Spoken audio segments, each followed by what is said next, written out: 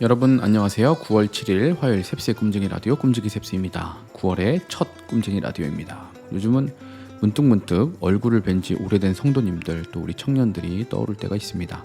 대부분 교회에서 뵙는 분들은 매주 정기적으로 뵙는 분들이라 그 외에 다른 분들은 마지막으로 본 지가 언제인지 기억도 나지 않을 만큼 아득하기만 합니다. 그래서 그런 얼굴들이 가끔씩 떠오르고 그분 잘 지내시나? 그 지체 잘 지내고 있나? 이런 생각을 하게 되죠. 다들 잘 지내고 계시지요? 여러분 한 분 한 분 얼굴이 그립고 소식이 참 궁금합니다. 잘 지내고 계시는지 꿈쟁이 라디오 댓글에 여러분들의 생존 신고를 좀 부탁드립니다. 그리고 기회가 되신다면 주중에라도 교회 들르셔서 함께 커피 한잔 나눌 수 있으면 좋겠습니다. 요즘은 작은 무인도에 갇혀 살아가는 그런 느낌이네요. 좁은 그 안에서 그냥 살아가는 그 공간 안에서만 살아가는 그런 느낌이에요. 라디오 들으시고 다들 댓글 그것도 부담되시면 좋아요라도 누르셔서 여러분이 잘 지내고 계시다고 알려주시면 감사하겠습니다. 한번 눈을 감고 우리 하누리 가족들의 얼굴을 그려보면서 오늘의 꿈쟁이 라디오 시작하겠습니다.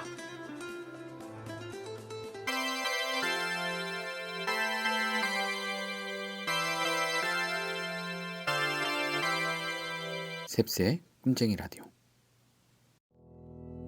오늘의 메시지 시간입니다. 오늘의 큐티인 본문 사도행전 26장 19절에서 32절까지 말씀을 메시지 성경 번역으로 읽어드리겠습니다. 아그리빠 왕이여, 그러니 내가 어찌 하겠습니까? 그런 비전을 두고 그냥 물러설 수는 없었습니다. 그 자리에서 나는 순종하며 믿는 자가 되었습니다. 나는 이 삶의 변화, 하나님께 전적으로 돌아서는 것과 그것이 매일의 삶에서 갖는 의미를 그곳 다마스쿠스에서 전하기 시작했습니다. 예루살렘과 인근 지역으로, 거기서 다시 온 세상으로 나아갔습니다.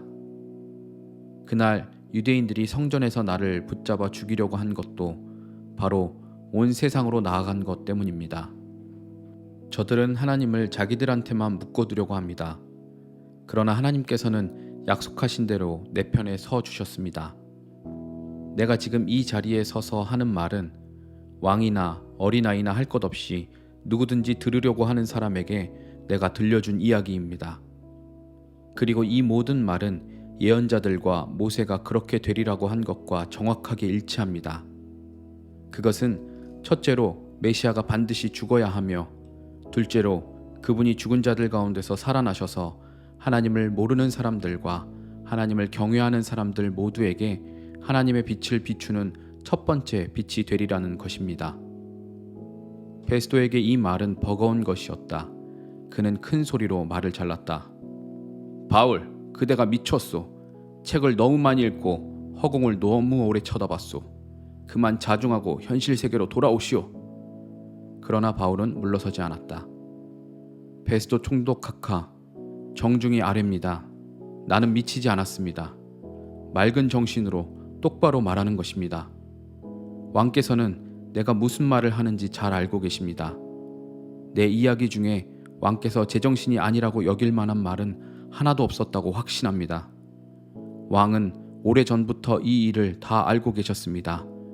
이 일은 아무도 모르게 벌어진 일이 아닙니다.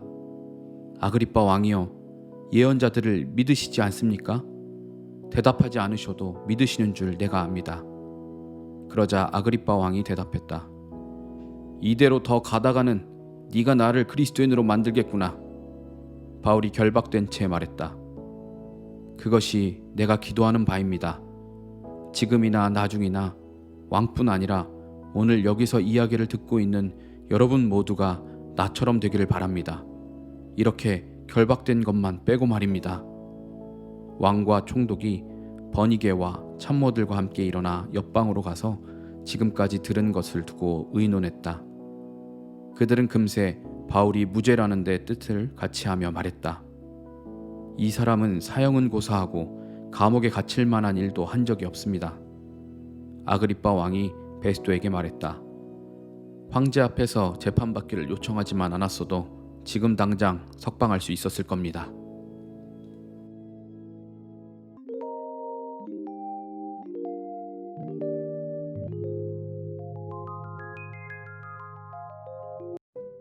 책 읽어주는 남자 시간입니다. 조정민 목사님의 책 사람이 선물이다 중에서 지혜는 나를 보는 거울이다 챕터 글귀 10개를 읽어드리겠습니다. 첫 번째, 다투는 가장 쉬운 방법은 나는 옳고 너는 틀렸다고 주장하는 것입니다. 헤어지는 가장 쉬운 방법은 나는 절대 옳고 너는 절대 틀렸다고 끝까지 주장하는 것입니다. 절대로 절대 옳은 사람은 없습니다. 두 번째, 나는 반대할 수 있는 자유가 좋습니다. 생각을 편하게 말할 수 있는 자유가 참 좋습니다. 마음대로 선택할 수 있는 자유가 정말 좋습니다. 그러나 책임 없는 자유는 자유가 아니라 방종입니다. 세 번째, 숫돌이 쇠를 갈아 날카롭게 하고 단순한 가르침이 탁월한 지도자를 만들고 어리석어 보이는 순수함이 깊은 지혜를 낳습니다. 내가 낮아지고 내가 배우고자 하고 내가 변하고자 하면 그럴 수 있습니다. 네 번째, 비난은 양날의 칼입니다. 나를 먼저 베지 않고 남을 벨 수 없는 칼입니다. 내가 피를 흘리지 않고 남의 피를 흘릴 수 없는데 할 수만 있다면 비난을 피하는 것이 서로에게 유익입니다. 다섯 번째, 인간이 바꿀 수 없는 것은 없습니다. 과거, 해석에 따라 바뀝니다. 미래, 결정에 따라 바뀝니다. 현재, 지금 행동하기에 따라 바뀝니다. 바꾸지 않기로 고집하면 안 바뀝니다. 여섯 번째, 안 볼 수 없게 만드는 것은 안 보는 것이 낫습니다. 안 먹을 수 없게 만드는 것은 안 먹는 편이 좋습니다. 생명을 앗아가는 중독은 손대지 않는 것이 최선입니다. 그러나 끝을 모르니 불나방은 불만 보면 달려듭니다. 일곱 번째, 사람을 믿고 사람을 의지하다 배신당하지 않은 사람이 없습니다. 배신한 사람 잘못이 아니라 믿은 것이 잘못입니다. 사람은 결코 믿을 대상이 아니라 그냥 사랑하고 배려해야 할 대상이기 때문입니다. 여덟 번째, 길은 없다가 어느 날 생긴 것입니다. 길은 누군가의 마음속에 먼저 자리 잡았다가 어느 날 눈앞에 드러난 것입니다. 길은 혼돈 속에서 질서를 찾은 사람들이 만든 것입니다. 아홉 번째, 이기적이고 자기중심적일수록 쉽게 분노합니다. 세상이 내 뜻대로 움직이지 않으니까. 그러나 세상이 나 중심으로 움직이면 세상이 못 견딥니다. 세상이 버티는 힘은 내 분노가 아니라 손해와 희생, 용서와 사랑입니다. 마지막 열 번째, 생명은 마음에서 납니다. 죽음도 마음에서 자랍니다. 사랑하는 마음을 가꾸면 생명의 꽃을 피우고 미워하는 마음을 붙들면 죽음의 가시가 돋습니다. 이렇게 10개의 글귀를 읽어드렸습니다. 여러분들이 가장 공감 가는 글귀가 무엇인지 댓글로 알려주시면 감사하겠습니다.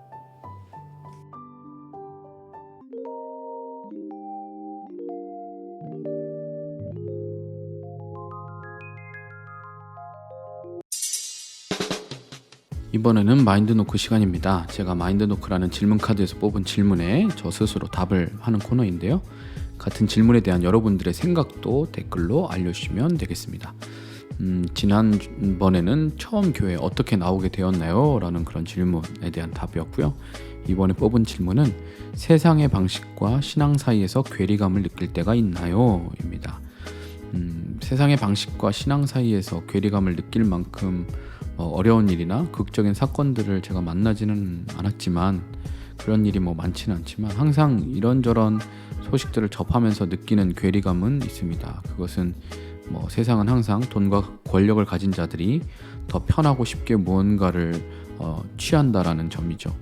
물론 하나님께서 선악간에 판단하시고 심판하실 것이지만 그거를 이제 머리로 알지만 지금 당장 눈에 보기에는 불의에도 돈과 권력을 가진 자들이 득세하고 또 법의 처벌도 막 요리조리 피해가는 것 같아서 답답하게 느껴질 때가 있죠.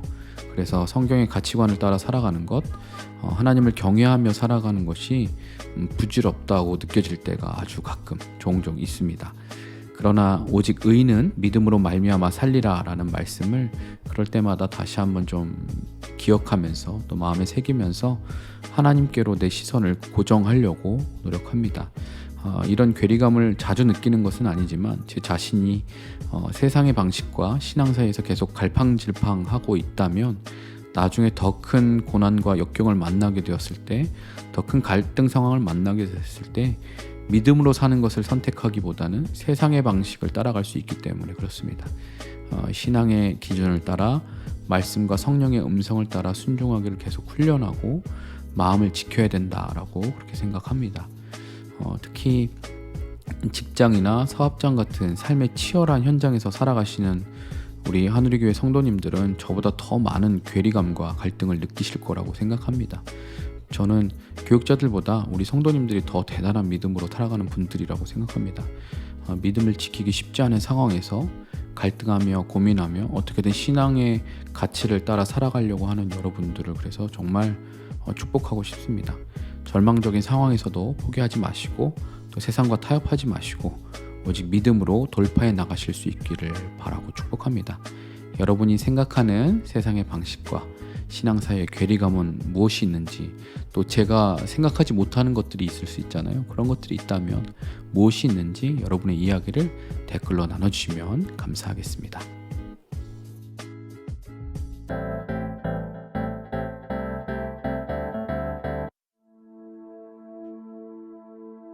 인생 찬양 시간입니다. 오늘 함께 나눌 찬양은 목마른 사슴입니다.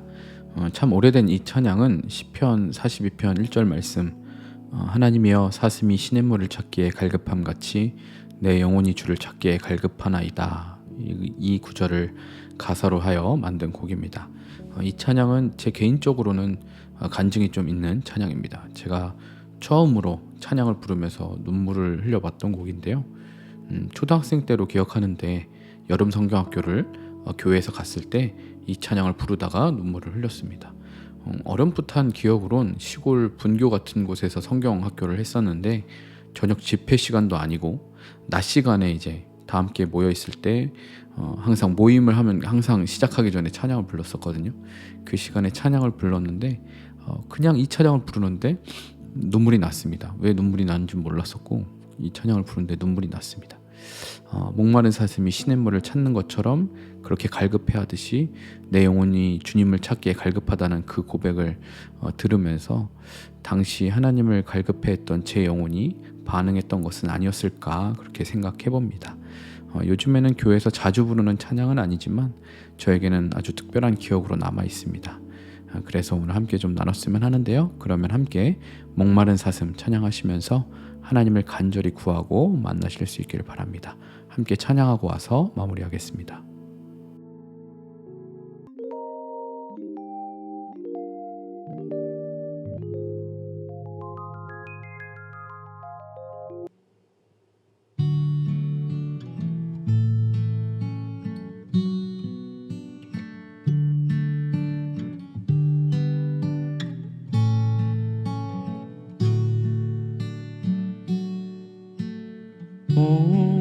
목마른 사슴 시냇물을 찾아 헤매이듯이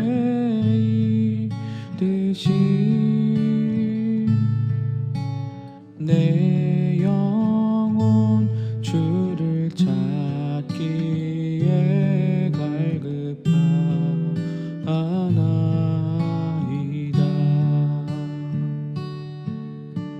주님만이 나의 힘, 나의 방패, 나의 잠소망,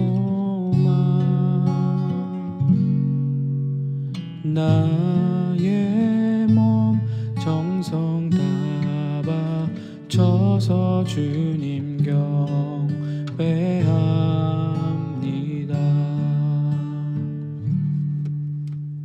금보다 귀한 나의 주님, 내게 만족 주신 주, 당신만이 나의 기쁨 또한 나의 참 보배.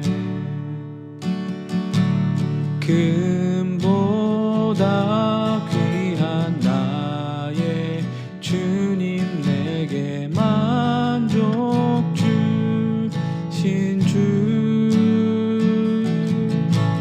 당신만이 나의 기쁨 또한 나의 참 보배. 주님만이 나의 힘, 나의 방패, 나의 참 소망, 나의 몸 정성 다 바쳐서 주님 경배합니다. 주님만이 나의 힘, 나의 방패, 나의 참 소망, 나의 몸 정성 다 바쳐서 주님 경배합니다.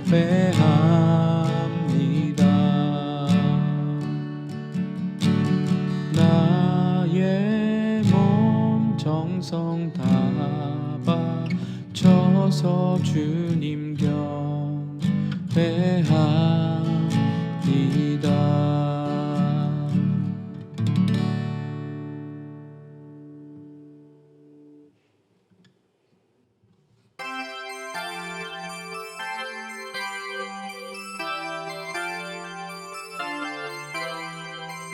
셉스의 꿈쟁이 라디오.